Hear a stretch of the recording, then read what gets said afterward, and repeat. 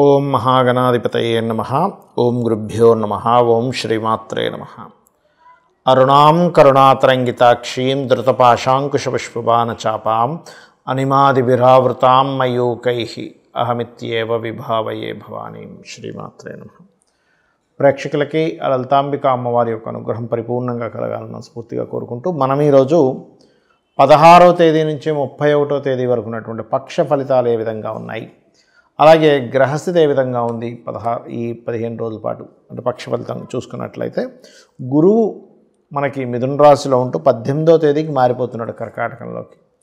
అలాగే శుక్రుడు 17వ తేదీ శుక్రుడు చూసుకున్నట్లయితే అక్కడే ఉంటున్నాడు కన్యారాశిలోనే. రవి మాత్రం 17వ తేదీకి కన్యారాశి నుంచి తులారాశిలోకి మారుతున్నాడు.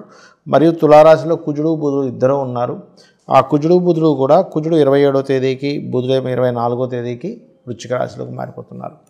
అదేవిధంగా సింహంలో కేతువు చంద్రుడు, ఆ యొక్క చంద్రుడు 15 రోజుల పాటు మనకి 6 రాశులు మారుతాడు. మరియు అదేవిధంగా మీనంలో ఉండేటువంటి శని, కుంభంలో రాహు యొక్క సంచారం జరుగుతుంది. ఈ యొక్క గ్రహస్థితిని అనుసరించి 12 లగ్నాల వారికి, లగ్నం తెలియని వారి రాశి నుంచి కూడా చూసుకోవచ్చు ఎటువంటి ఫలితాలు ఉన్నాయి, ఏ విషయాల పట్ల జాగ్రత్త వహించాలనేటువంటి విషయాలు మనం తెలుసుకుందాం. అయితే చెప్తుంది నేనైనప్పటికీ ఈ విషయాలు సాక్షాత్ అమ్మగా భావిస్తూ ఒక్కొక్కటిగా తెలుసుకుందాం. వృషభం వారికి కనుక చూసుకున్నట్లయితే ప్రధానంగా మీకు మీ యొక్క రాశ్యాధిపతి అయినటువంటి శుక్రుడు పంచమ స్థానంలో, ఆలోచన స్థానంలోని, ప్రేమ వ్యవహారాలకు సంబంధించిన స్థానాల్లోని, షేర్ మార్కెట్ స్థానంలో ఉన్నాడు. కాబట్టి మీరు ఏదైనా షేర్ మార్కెటింగ్ రిలేటెడ్ సంబంధించినటువంటి అంశాలలో తొందరపాటు నిర్ణయాలు ఎట్టి పరిస్థితుల్లో పనికిరావు అనేటువంటి చాలా స్పష్టంగా గోచరిస్తుంది. అలాగే మరొక విషయం ఏంటంటే, ఇక్కడ గమనించుకున్నట్లయితే ఈ ధనాధిపతి కూడా వెళ్ళి మీకు కుజుడితో కలిసి ఉన్నందుకు, ఈ బుధుడు వెళ్ళి కుజుడితో కలిసి ఉన్నందుకు ప్రధానంగా ఇక్కడ ఏంటంటే ఈ ధన విషయంలోని, అందులో ముఖ్యంగా ఫ్రెండ్స్కి ఎవరికైనా ధనం ఇచ్చేటువంటి విషయంలోని, ఈ షేర్ మార్కెట్ విషయాల్లో చాలా జాగ్రత్తగా ఉండాలి. ఎందుకంటే ఇక్కడ పంచమ స్థానంలో శుక్రుడు ఉన్నాడు, ఆలోచన స్థానంలో నీచబడి. ఈ యొక్క 6వ స్థానంలోకి ఈ బుధుడు 2వ అధిపతి వెళ్ళి శత్రు గ్రహంతో కలిసినందుకు అప్పు చేసి మరి షేర్ మార్కెట్స్లో పెట్టి ఇబ్బంది పడే ఛాన్సెస్ ఉన్నాయి. కూడా జాగ్రత్తగా ఉండాలి. గురువు 3లోకి మారుతున్నందుకు అన్నదమ్ములతో, అక్కచెల్లెలతో గతంలో ఏమైనా చిన్న చిన్న డిస్ప్యూట్స్ ఏర్పడ్డా, లేకపోతే ఇతర వాళ్ళతో ఏదైనా చిన్న చిన్న డిస్ప్యూట్స్ ఏర్పడ్డా ఇప్పుడు అంత బాగుంటుంది. అంటే 18వ తేదీ నుంచి ఎప్పుడైతే మీకు గురువు మారుతున్నాడో, ప్రాపర్టీస్ తీసుకునేటప్పుడు, వాహనం మీద వెళ్ళేటప్పుడు కొద్దిగా జాగ్రత్తగా ఉండండి. ఉద్యోగ సంబంధించిన విషయంలో అనుకూలంగానే ఉంటుంది, దానికి ఏమి ఇబ్బంది లేదు.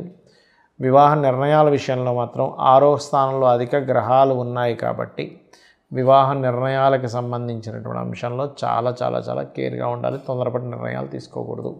అప్పు లభిస్తుంది, కాకపోతే మీరు అప్పు ఎవరికైనా అప్పు ఇచ్చేటువంటి విషయంలో, తీసుకునేటువంటి విషయంలో మాత్రం పర్ఫెక్ట్గా మీరు ఎలా తీర్చగలరు ఏంటంటే ప్లానింగ్ చేసుకుంటూ తీర్చుకోండి, బాగుంటుంది. ఇక ఈ 12వ అధిపతి 6లో కూడా ఉన్నందుకు ఇది ఒక రకంగా చెప్పాలంటే విపరీత రాజయోగం కింద చెప్తారు. కానీ వృషభం వారికి ఇక్కడ 6వ స్థానంలో ఇంకే గ్రహాలతో కలిసి ఉంది అనేటువంటి చూసుకోవాలి. దాని పరంగా ఇది కొంతవరకు శత్రువుపై జయాన్ని, కాంపిటీషన్ రిలేటెడ్ వాటిలో కలిసి రావడము, ఇటువంటి యోగాలు కూడా ఈ యొక్క 6వ స్థానంలో ఉండేటువంటి గ్రహస్థితి ఇస్తుంది. అయితే మీరు నిత్యము కూడా అమ్మవారి యొక్క నామాన్ని, లలితా సహస్రనామాల్ని లేదా శ్రీమాత్రే నమః అనేటువంటి మంత్ర సాధన ఎక్కువగా చేయండి. అన్ని విధాలా మీకు బాగుంటుంది. చాలామంది ఏమండి మేము ఎంత కష్టపడినా కూడా మాకు ధనపరమైనటువంటి విషయాల్లో అభివృద్ధి ఉండట్లేదు, ఏమి చేయాలని అడుగుతూ ఉంటారు. ఇక్కడ 3 అంశాలు ప్రధానంగా. ఒకటి, మీ యొక్క జన్మజాతకంలో ధనాధిపతి లక్ష్మీ స్థానాలను కొని ఉంటాయి. ధనాన్ని ఇచ్చేటువంటిది ధనస్థానం. అలాగే మీ ఆలోచనలు, మీరు ఎక్కడైనా నిర్ణయాలు తప్పు తీసుకుంటున్నారా, ఆ నిర్ణయాల వల్లే మీకు ధన సంబంధించిన ఇబ్బంది తగ్గుతుందా అని చెప్పేది పంచమ స్థానం. పూర్వజన్మ పుణ్యాన్ని బట్టి వచ్చేటువంటి ధనయోగం ఉంటుంది, అది 9వ స్థానం. అలాగే లాభాలు, వ్యాపారాలు బట్టి వచ్చేటువంటిది లాభస్థానం. లేదంటే నేను జాబ్ పరంగా చేస్తానండి అన్నప్పుడు 6వ స్థానాన్ని, దశమ స్థానాన్ని ఇట్లా చూస్తూ ఉంటాం. అయితే ఇందులో ఒక్కొక్క గ్రహానికి ఒక నిర్దిష్టమైనటువంటి కారకత్వాలు ఉంటాయి. ఒక్కొక్క గ్రహానికి గుర్తుపెట్టుకోండి. ఆ గ్రహము మొత్తం మనకి 2 ఛాయాగ్రహాలు, మిగతా 7 గ్రహాలు మొత్తం 9 కలిపితే మీ ధనాధిపతి ఏ నక్షత్రములో ఉన్నాడు, ఏ గ్రహంతో సంబంధం కలిగి ఉన్నాడు, అసలు అక్కడ ఉన్నదేమిటి, మీరు ఎక్స్పెక్ట్ చేస్తుంది ఏమిటి అంటే చిన్న ఎగ్జాంపుల్ చెప్తాను చూడండి. మనం చక్కగా మామిడికాయకి సంబంధించి మామిడి చెట్టుకు సంబంధించిన ఒక టెంకని పాతాం. అదేమైంది, పెద్ద అయింది, వృక్షమైంది, మొత్తం మామిడి పళ్ళు ఇస్తుంది. మీరు ఎక్స్పెక్టేషన్ మాత్రం చింతకాయలు రావాలనో లేకపోతే సీతాఫలం రావాలనో అనుకున్నారు. అది రావట్లేదు. ఎక్కడి నుంచి వస్తుంది అంటే మీరు ఏదైతే నాటారో భూమిలో దాని యొక్క ఫలమే వస్తుంది.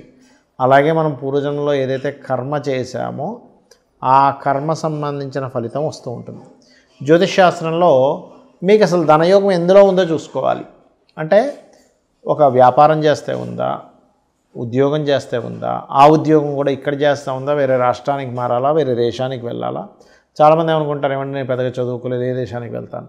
కొన్ని వృత్తులకి కొన్ని టాలెంట్స్కి చదువుతో సంబంధం అనేటువంటిది ఉండదు. ఇది ముఖ్యంగా గుర్తుపెట్టుకోవాలి. అలాగే వ్యాపారం చేసేటట్టయినా చదువుకునేటప్పుడైనా కూడా ముఖ్యంగా చిన్నపిల్లలకి ఒక ఏజ్ వచ్చినప్పటి నుంచే, ఒక సర్టన్ ఏజ్ స్టార్ట్ అయినప్పటి నుంచే జాతకం చూపించుకుంటే అసలు వీళ్ళు ఏ రంగాల్లోకి వెళ్తే బాగుంటుంది. ఆ పిల్లవాడికి ఇంజనీరింగ్లో ఉంటుంది, పాపం తల్లిదండ్రులు వీళ్ళు డాక్టర్ చదివిస్తే వీళ్ళ లైఫ్ బాగుంటుందేమో అనుకుంటే దాని మీద ఇంట్రెస్ట్ ఉండక సరిగ్గా అది నడవక ఎందుకు చదివేంటారు ఎంబీబీఎస్ అన్నట్టుగా ఉంటుంది. ఇంకొంతమందికి ఫ్యాషన్ దాని మీద ఉంటే వాళ్ళు వెళ్ళి ఇంకో డాక్టర్ చదువుతూ ఉంటారు. అట్లా ఏంటంటే అసలు మొట్టమొదటిగా మన జన్మజాతకంలో అసలు ఏ యోగం ఉంది. అందరికీ కూడా ఆర్థికమైనటువంటి ఇబ్బందులే 90% ఉంటాయి. మిగతా అంతా కూడా ఏంటి, ఆరోగ్యం అనుకోండి, మిగతా మ్యారిటల్ ఇష్యూస్ అనుకోండి, ఇవన్నీ దట్ ఈస్ డిఫరెంట్ థింగ్. కానీ ఆర్థికంగా స్థిరపడితే ప్రతి ఒక్కరూ ఆనందంగా ఉంటారు. కాబట్టి మీ అందరికీ కూడా నేను చెప్పేది ఒకటే, మీరు ఎంత ఇబ్బంది పడుతున్నా అమ్మవారి నామం ఒకటి ఉంది, అది కనుక మీరు స్మరించుకోగలిగితే భక్తి శ్రద్ధ భావనతో నిత్యము రోజు చేస్తూ ఎక్కడా కూడా టైం తప్పకుండా, ఎందుకంటే ఉదయం పూటే చేయండి. చాలామంది ఏంటంటే ఏమంటే సాయంత్రం చేసుకోవచ్చా, ఉదయం మిస్ అయితే అంటే చేయొచ్చు, చేయకూడదని కాదు. కానీ ఏమవుతుంటుందంటే ప్రాక్టికల్గా నేను చూసినప్పుడు కొంతమందికి నాన్ వెజిటేరియనో లేకపోతే ఇంకోటితో అలవాటు ఉంటుంది. పొద్దున్నే మీరు చేసేసుకున్నారు అనుకోండి, తర్వాత మీకు ఉండే అలవాటుని బట్టి ఏదో తింటారు, ఫుడ్ రిలేటెడ్ సంబంధించింది, అది వారి వృత్తులను బట్టి వారికి సంబంధించినటువంటి దీన్ని బట్టి వాళ్ళకి అలవాటు ఉంటుంది. ఇక్కడ ఏమవుతుంది, మధ్యాహ్నం ఏదో నాన్ వెజిటేరియన్ తిన్నారు, అమ్మో ఇవాళ సాయంత్రం నేను చేయకూడదు కదా, అమ్మవారిది కదా అని పెండింగ్ పెడతాం. ఈ కంటిన్యూటీ అనేటువంటిది మన ఆహారపు అలవాట్ల మూలంగా ఎక్కడో అది ఆగుతూ ఉంటుంది. అలాగే మరొక విషయం ఏంటంటే చాలామంది 108 సార్లు చేయడం, ఒక మాల తిప్పడం చేస్తారు. అలా చేయకండి. ఒక 45 నిమిషాలు లేదా అరగంట సేపు నేను చెప్పబోయే మంత్రాన్ని చేయండి. ఖచ్చితంగా మీకు ఫైనాన్షియల్గా బాగుంటుంది, అప్పులున్నా కూడా క్లియర్ అవుతాయి. ఆ రెండో ఏంటో కూడా చెప్తాను. ఒకటి, ఓం ధర్మాధ్యక్ష ధనాధ్యక్ష ధనధాన్య వివర్ధినియే నమః. ఇది మీరు పలికేటప్పుడు ఆ భావన కనెక్ట్ అవ్వాలి. ధర్మాధ్యక్ష అనగానే ఆ ధర్మాన్ని అక్షరాలు నీవేకే తల్లి. ధనాధ్యక్ష, ఈ విశ్వంలో ఉండేటువంటి ప్రతి ఏదైతే మనీ ఫామ్లో ఉందో, మనీ అనేటువంటి పవర్ ఫామ్లో ఉందో అంతటికీ అధ్యక్షరాలు నువ్వేకే తల్లి. ధనధాన్య వివర్ధిని, ధనాన్ని ధాన్యాన్ని ఇచ్చే తల్లివి నువ్వే కదా అని లలితాంబవారిని అనుకోండి. అలాగే ఓం అపర్ణాయై నమః.